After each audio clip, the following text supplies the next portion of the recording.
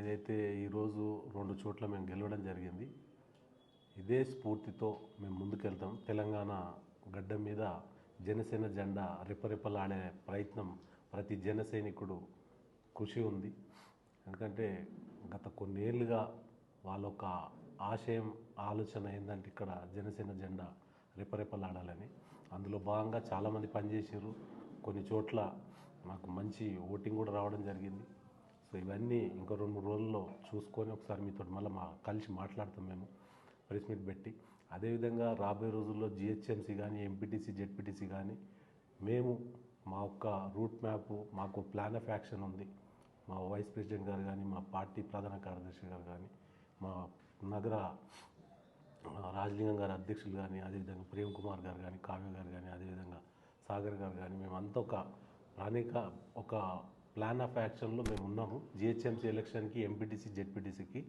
So రాబోయే రోజుల్లో జనసేన అధినేత శ్రీ పవన్ కళ్యాణ్ గారి నిర్ణయం మేరకు మేము ముందుకెళ్తాం.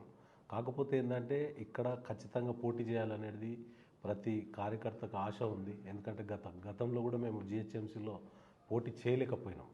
సో ఈసారి ఖచ్చితంగా పోటీ చేస్తాము. అది రాబోయే రోజుల్లో ఏ రకంగా అనేది మీకు మీడియా ద్వారా తెలియజేస్తాం. Thank you. మీ అందరూ తెలిసిన విషయమే, తెలంగాణ రాష్ట్రంలో మున్సిపల్ ఎలక్షన్స్ మొన్న 11 తారీఖు 116 మున్సిపాలిటీలు 7 కార్పొరేషన్ ఎన్నికలు జరిగినాయండి. జనసేన సుమారుగా 116, 7 వీటిలలో ఏవైతే పోటీ చేసిందో సుమారుగా 336 స్థానాలకు పోటీ చేసింది. మేము 336 స్థానాలకు ఏదైతే పోటీ చేసిన దాంట్లో ఇప్పటిదాకా వచ్చినటువంటి రిజల్ట్స్లో ఒక కార్పొరేషన్లో ఒక డివిజన్ గెలవడం జరిగింది. అదే మాదిరిగా ఒక మున్సిపల్ దీంట్లో ఒక కౌన్సిలర్గా గెలవడం జరిగింది. దీనికి ప్రత్యేకించి తెలంగాణలో జనసేన పార్టీని ఆశీర్వదించి నమ్మి ఓట్లేసిన ప్రతి ఒక్క తెలంగాణ ప్రజలకు, ముఖ్యంగా ఆ వార్డులో ఆ డివిజన్లో వేసినటువంటి ఓటర్ మహాశయులకు అందరికీ జనసేన పార్టీ తరఫు నుంచి ప్రతి ఒక్కరికి పేరు పేరున మా జనసేన పార్టీ అధ్యక్షుల వారి తరఫు నుంచి, తెలంగాణ రాష్ట్ర నాయకత్వం తరఫు నుంచి ప్రత్యేక ధన్యవాదాలు వాళ్ళకు తెలియపరుచుకుంటున్నాము.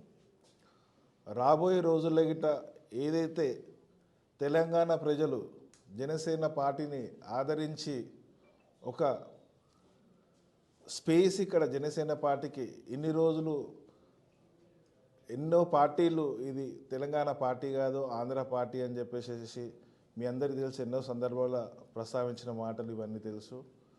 కానీ అదే ఈరోజు ఈ రిజల్ట్స్ తర్వాత మాకు తెలంగాణ జనసేన పార్టీకి నాయకత్వానికి ఒక నమ్మకాన్ని తెలంగాణ రాష్ట్ర ప్రజలు మాకు కలిగించిండ్రు.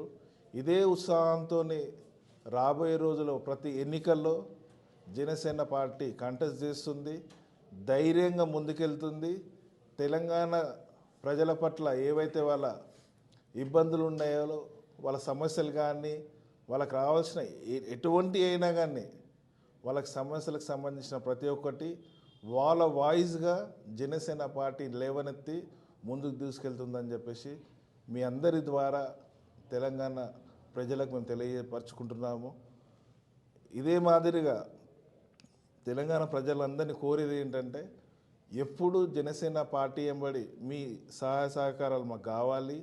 ఇదే విధంగా ఏవైతే మీరు ప్రజెంట్ మాకు కోఆపరేట్ చేసిండ్రో ఈ ఎలక్షన్లల్లో, రాబోయే జిహెచ్ఎంసీ ఎన్నికలు కానీ ఎంపీటీసీ జెడ్పీటీసీ ఎన్నికల్లో కానీ ఇదే విధంగా మాకు కోఆపరేట్ చేస్తారని చెప్పేసి ఆశిస్తూ ఇప్పుడు సెలవు తీసుకుంటున్నాము. ప్రతి ఒక్కరికి మళ్ళీ పేరున జనసేన పార్టీకి నమ్మి ఏవైతే ఓట్లు వేసారో వాళ్ళకందరికీ ధన్యవాదాలు చేసుకుంటున్నాము.